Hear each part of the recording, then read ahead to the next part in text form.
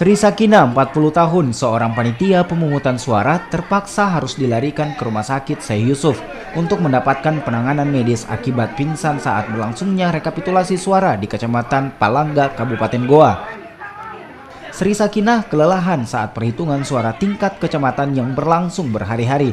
Khusus di Kecamatan Palangga, sudah tercatat ada sebanyak 23 petugas PPS yang mengalami sakit akibat kelelahan.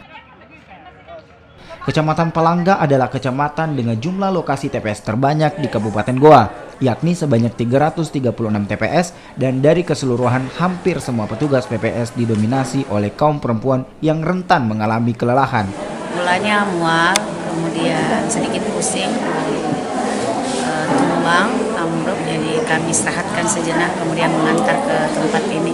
Dan alhamdulillah Kecamatan Palangga ada persiapan tenaga medis.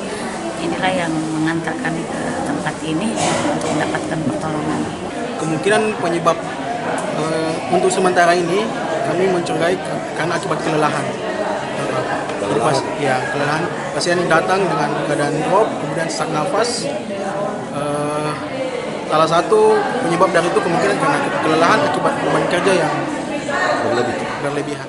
Dan untuk bantuan medis seperti pemberian vitamin tambahan tidak diberikan langsung kepada petugas PPS, melainkan diperuntukkan untuk tingkatan petugas PPK.